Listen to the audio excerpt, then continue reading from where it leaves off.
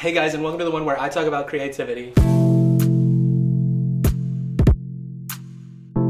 Alright guys, so this video is going to come at you in 3 parts. Part 1 is to how to get your creative juices flowing. Part 2 is going to be how to actually get over the fear of starting and actually creating. And part 3 is going to be how to get over the fear of opening yourself up to the world with your creativity. Creativity is a weird thing.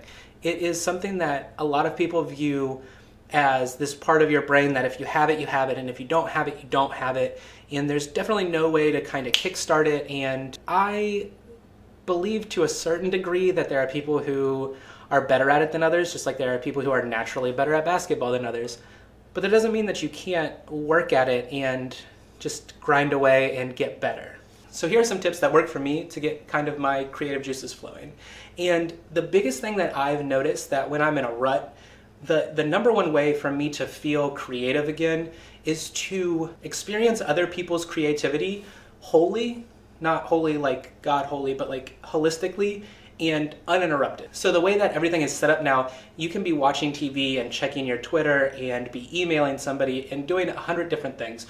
Or you throw, your radio on when you're driving in the car and you're paying attention to cars driving by and you're thinking about how your day is going. What I'm meaning when I say experience other people's creativity wholly and completely is tune everything else out. Put your headphones on and listen to music, and don't just, let it play and kind of bump your ears. Actually feel it and listen to it and put yourself in the story they're telling, or put yourself in the place that this music is coming from. Or if you're watching a movie and you're at home, don't check your phone, or go to the movie theater where it's almost impossible to be distracted unless you're in one of those movies where people talk or something, but then what can you do? If you experience other people's creativity in a way that allows you to see and feel it, typically what that does is it makes you energized in the same vein. It makes you creative and feeling that urge to do something about it. So how do you get over the fear of starting whatever it is you want to start, right? Getting over the fear of the blank page or the blank canvas or the blank slate, whatever it is. You have a bunch of tools at your disposal. You maybe have an idea, or maybe you don't even have an idea, but you know that you want to do something. How do you get going? Well, I kind of have 2 strategies when it comes to this, and they're kind of 2 sides of the same coin. My first kind of theory concept is the Nike strategy, which is just do it. Just do it. Just sit down. There's nothing wrong at the beginning of a project or the beginning of a creative pursuit to just throw things against the wall and see what sticks. It's probably my best strategy. I just sit down in front of my computer and I type. And it's always bad. It is always bad. And I know this. But I work through the problems. It's like working out. It's like exercising. You have to be able to lift the 5-pound weight before you can lift the 10-pound weight. And that's what you're doing with your creative muscles. Before you can go and create your masterpiece, you have to work through all of the crap and just get it on the page or get it on the canvas or whatever it is you're trying to do. Just do it. Just put yourself in a situation where you can't not. Go to a coffee shop where that's the only thing that you can do, or turn off your internet, unplug your Wi-Fi, do something so that you just have to make it work that first time and get it out of the way, get the blank page no longer blank, and do it. My second strategy is you have to accept 2 things. One, this isn't a quick process. You're not going to be Aaron Sorkin, you're not going to be James Patterson, you're not going to be Sarah J. Maas, you're not going to be Pablo Picasso the first time you try something. It's just not how anything works. It's not how creativity works. It's not how sports works. It's not how theoretical physics works, right? So sometimes you just have to trick yourself into working. And what I like to tell myself is, this doesn't matter. I'm going to do this thing right now, and it doesn't matter because I'm never going to show anybody, and it's going to be bad. But it's going to be bad, and it's going to get me used to exercising the part of my brain that I'm going to need to use for when I am going to make something that I need to show someone. And that does 2 things, right? It allows you to get better, it allows you to fail, it allows you to get over your failures, and it allows you to move on. That's 4 things, not 2. And there's probably 100 other things that it does. But it's It's a good strategy for me, and I used it when I started making these videos. I filmed 4 or 5 videos before I ever even released them on YouTube. They were bad. I was nervous, I was anxious, I was worried about what people would think about me on the internet and all of these other things. But I made them, and they showed me that I could make videos. Maybe not good videos, but I can make videos, and they showed me that these are the things that I need to work on, and these are the things that I'm good at, and it showed me that I at least had the ability to be able to create these. And now I'm here, and I can record a video and not have to be super anxious about what people are going to think about it, and post it online and let it be. And I keep coming back to it because a good way to be creative in a different way than what I'm used to. But the big point here is, if I would have set out to post the very first video that I ever recorded online, I probably would have never have actually done it, because it would have always have just been so bad to where I never would have thought it would have been good enough. So I told myself I wasn't going to do it. I was just going to record myself talking to a camera and see what happened. That allowed me the freedom and the flexibility and the ease of mind to be able to get into this thing and actually like try it, do it, and figure out what worked for me.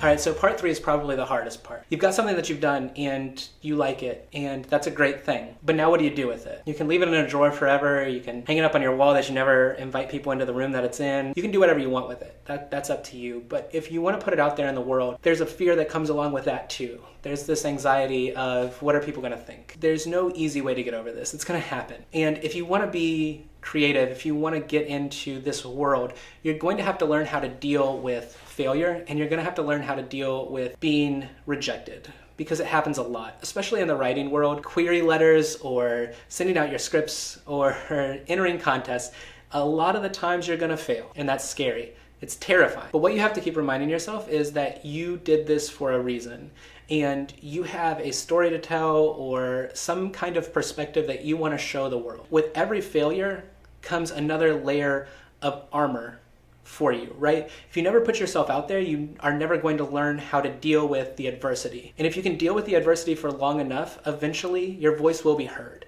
And that's the most beautiful thing about this, is if you do the right thing, if you work at it and like you keep going, eventually the audience will be there, especially today. We are so lucky to live in a world where we have the internet. We have YouTube, we have Wattpad, we have DeviantArt, we have all of these like amazing things. I don't know if DeviantArt is still a thing. It was a thing when I was a kid.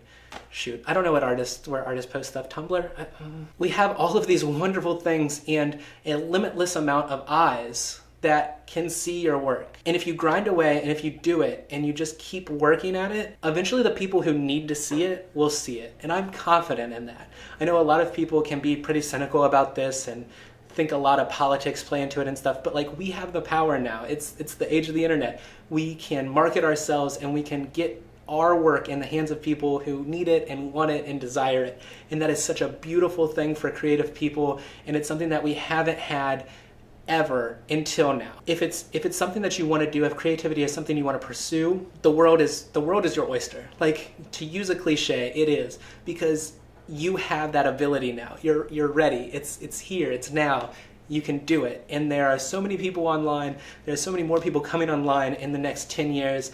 And it's just, the world is open to all of it. All right, so to close this video out, I just want to say, creativity is not easy. It's not easy to be creative, and it's not easy for a lot of reasons. You don't get paid immediately for it. It's not like you going to study finance or you going to study to be a doctor or a lawyer. It's not something that immediately is gratifying, and it takes a lot of work, and it takes a lot of hard work, and like I said, there are a lot of failures, and it can beat you down. But if it's something that you truly want to do, if you truly want to be out there, and you truly want to make the world see things through your eyes, the opportunities are there. Like I said, it's like a muscle. You have to keep flexing it. You have to keep trying, and you have to keep working at it. It's worth it in the end. If this is truly your passion, and if it's truly something that makes you happy inside, then it's definitely worth it. So just keep that in mind. The more you write, the more you paint, the more you draw, the better you're going to be and the closer you're going to be to attaining your goals. And if you just sit around and not do it, if you sit around and let the fear debilitate you, then you're not working towards what you want to be. It's scary. It's something worthwhile. And if it's worthwhile, then we should pursue it. All right, guys, so that's all I have for today. My little talk about creativity and hopefully a little bit of a motivator for you. So if you like this video, hit that little thumbs up because that's super awesome and it makes me smile a whole bunch. So this video will be coming out on a Tuesday, and then tomorrow on Wednesday, I will be posting an announcement video for this new project that I've been working on with a couple other YouTubers. This project is really, really exciting for me and the other people that I'm working on it with. So if you're excited about that, check back tomorrow, hit the subscribe button, turn on notifications, it'll alert you when I post it. It'll be super cool and super awesome, I promise. Also, if you have any thoughts about what I talked about today, or if you have different strategies on how to deal with the fear of being creative or how to be creative in the first place, feel free to leave them down below. I always love to hear other people's thoughts, and they might help me just the same way as my words might help somebody else. So I would totally appreciate it, and we can talk about it down below.